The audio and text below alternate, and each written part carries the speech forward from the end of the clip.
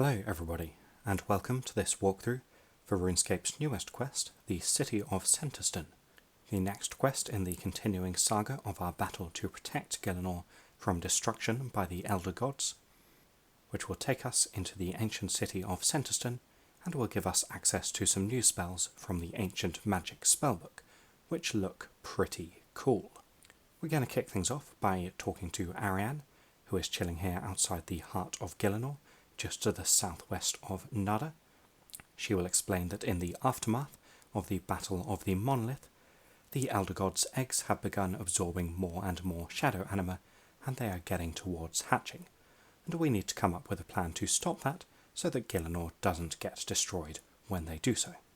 We'll have a bit of a discussion with her and Charos about the potential options, and we'll eventually settle on a combination of moving the Elder God eggs from their current location within the heart of Gielinor, and also draining them of some of the anima they've already absorbed. While we are discussing potential options for where we could hide them, Asanadra will appear and suggest Senntisten itself. A brief little cutscene follows, but everyone seems pretty happy with that plan. So Charos and Ariane will go off to begin preparing, and we will head to the Archaeology Guild to have a bit more of a chat with Asanadra, who, as well as discussing our friendship, will give us the task of going around finding 5 gods and trying to enlist their aid in our plan. To begin with, we'll head up to Seren's council room in Berthorpe Castle. Seren herself is there, obviously, and with a little bit of persuasion she will agree to help us. You also talk to Icthlorin, who is chilling up there. He won't want to help us because he doesn't like the Majorat, and we will be unable to persuade him. And finally here, if you talk to Moya, she will teleport you over to Zamorak, who is chilling in his hideout, and he too will agree to help us. The other 2 gods we need to go to are Armadil, who is in his usual place in his tower, just to the northwest of Port Sarim, and finally Saradomin, who is in the White Knight's castle in the centre of Falador, just up a couple of floors and in his throne room here. Once you've talked to all 5 of the gods, return to Asanadra back in the Archaeology Guild, and he will go with us into the city itself. The entrance is located on the northwest side of the dig site area, just here a little bit south of the Earth Altar. Once we head in, we will be presented with a barrier to dig through, much like the one we faced outside Carad-et. This will take a little bit of time, but just keep excavating away at it, and eventually you will be through. But to get through the barrier that is concealed behind the rock wall, we need to grab the Pontifex Maximus figurine, which you can get from the plinth just here, restore it. You'll need a Dragonstone, and then intern Jimmy can give you the rest of the materials if you don't already have them, and finally place the figurine back on its plinth. Asanadra will then take a very long time walking through the city, but that does give us a little bit of time to have a look at this new area of the City of Senntisten, which, to be fair, does look pretty cool. We'll eventually meet Asanadra in his cathedral, all the way on the south side of the city. You can, if you want to, have a bit of a conversation with him about some of the backstory and the lore behind the city, and indeed the cathedral you are in.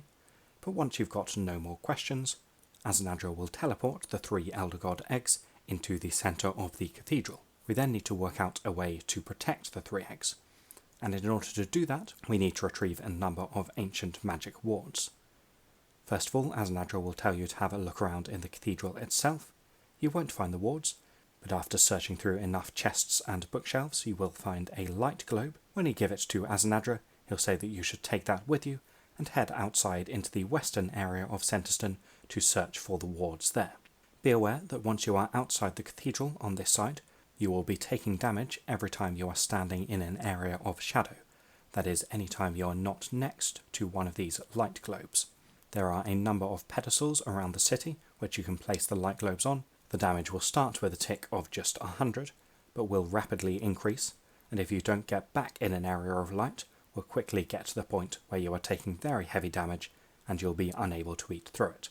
It's not the end of the world if you do die to this, because Asanadra will just grab you and drag you back to the citadel, but ideally you want to avoid having to do that too much.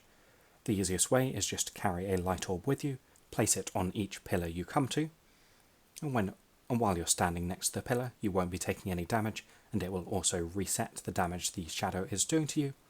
You can then grab the light globe from that pillar and take it with you to the next one. You may also wish to bring some food or an enhanced Excalibur for healing as you're going around from the damage you will be taking.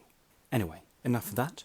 We need to retrieve 4 wards from the city, corresponding to the 4 different ancient magic elements of ice, blood, shadow and smoke. You can see their locations on this incredibly well-drawn map here.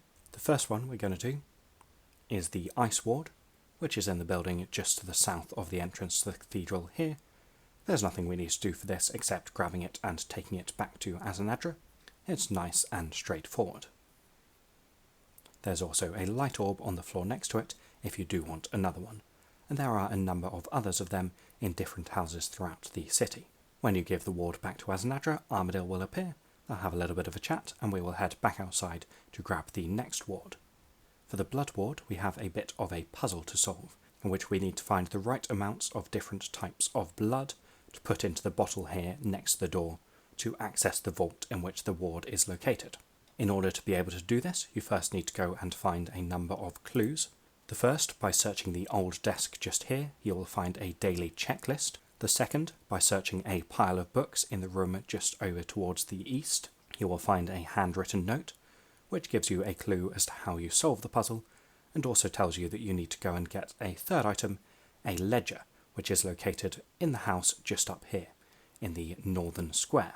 Search the ransacked desk here, and you will find the ledger, which contains a list of withdrawals, deposit and stock for the last couple of days of this shop. For anybody who's interested, the way to solve the puzzle is to start from the stock on day 478, apply all the modifications that are listed in the daily checklist, then apply all of day 479's deposits and withdrawals, and eventually you'll come up with a list of stock which is slightly different to the stock list that is in day 479 in the book itself. The discrepancies between the two lists are the amounts of blood of each type that you need to open the vault. For those of you who don't want to do it for yourself, the numbers you need are 1/8 of dragon blood, 2/8 of Aviancy blood, 2/8 of human blood, and 3/8 of unicorn blood. The different types of blood can be found from the shelves around the room, and once you've put the right amounts of each in, the door will open and you can head through to the vault. A blood warden will appear and you have to kill him. Not a particularly difficult fight if you've got reasonably high combat stats, but if you're a lower level you might want to bring some additional food for this. You can then grab the blood ward and take it back to Azanadra. Be aware that while you are moving through the city carrying a ward, the lights on the pillars will not have their usual protective effect. You will continue taking tick damage, and so you want to get from the house with the ward back to the cathedral as quickly as possible. You might also wish to use Excalibur or to eat as you're going to make sure you don't tick too low from the damage that you'll be taking. The third ward, the Shadow Ward, is all the way to the north of this area of the city, in this house just up here. The clue to the puzzle is in the Inquisition Profiles book, which you can find on the desk here. The way to work it out is to start with all the drawers being closed, and then open each drawer corresponding to a letter that comes up in the names of one of the 4 people who are listed in the book, closing the drawer again if the letter appears a second time. If you follow all that through, you'll be left with a pattern that looks a little bit like an eye, as you can see here. And once you've put that into place, you'll get a message about the barrier around the Shadow Ward fading away. Be aware that the Shadow Ward is very far away from the cathedral. You've got a long way to go, so you may wish to use Surge and Bladed Dive to try and get there quicker, or do lots and lots of eating to try and make sure you don't tick down from this. The final ward, the Smoke Ward, can be found in a house just to the southwest of the cathedral here. You'll see there are 4 gargoyles protecting it, and when you interact with them they will blind you and then fly off to different locations around the city, and you need to go and kill all 4 of them in order to be able to access the ward. I've shown the locations on this map here just for reference. Again, very well drawn, you're welcome. But just to take you through it, the first one is just up the steps outside the room you found the ward in. The second one is on a balcony a little way to the left of that. The third is up here in the centre of this northern square, and the fourth is over by the gate to the Colosseum. The fights aren't too difficult, but be aware that if you fight them without being next to a light pedestal, then you will be taking heavy tick damage from the darkness, which will probably kill you before you can kill the gargoyle. So ideally you want to tag the gargoyle you're fighting and then lure it back so that you can fight it from underneath one of these light pillars. Once you have killed all 4 gargoyles, you can grab the final ward and run it back to Azanadra. Saradomin will appear, and once you have brought all 4 wards back, you will start a discussion about what else needs to be done, which will be interrupted by a projection of Karapak, who will appear and make lots of ominous sounding noises about the forces of the Elder Gods making their way towards the cathedral. That's not something we have to deal with right now though, because the quest is done. We get a nice little XP drop as a reward, and more importantly we get access to the 4 new ancient magic spells. I won't go into too much detail on them right here, because I'm sure people with a lot more PVM knowledge than me will be doing some theory crafting about how best to use them in the days and weeks to come, but just to cover them quickly, Smoke Cloud is essentially a slightly modified version of Vulnerability, which enhances the damage you deal to targets with critical hits. Animate Dead is a defensive spell, which gives you damage reduction for each piece of magic tank armor that you're wearing. From the numbers, it seems like it won't make a significant difference at high level bosses, but could be quite useful for lower level bosses or Slayer. We then have Exsanguinate, which is an advanced blood magic spell. Each cast of this or ability usage will give you a stack which boosts damage from basic abilities by 1%, stacking up to a maximum of 12, which is a pretty significant damage increase. And once you are at the maximum of 12 stacks, you get access to Rack and Ruin, essentially a more damaging version of the Rack basic ability, which will deal a single heavy hit and then clear all the stacks. Finally, Glacial Embrace, an advanced ice magic spell, which once more builds up stacks, each one of which reduces the adrenaline cost of Tsunami. Once you're on the full 5 stacks, Tsunami will cost very little adrenaline indeed, particularly with a Ring of Vigor, and also when you're at 5 stacks, every 12 seconds you will get a Frost Blast effect, which will deal some AoE damage to your target and any targets around it. Anyway, I hope you found this guide useful, and I hope you enjoy using the 4 new spells. Thank you very much for watching. I will see you for the next video.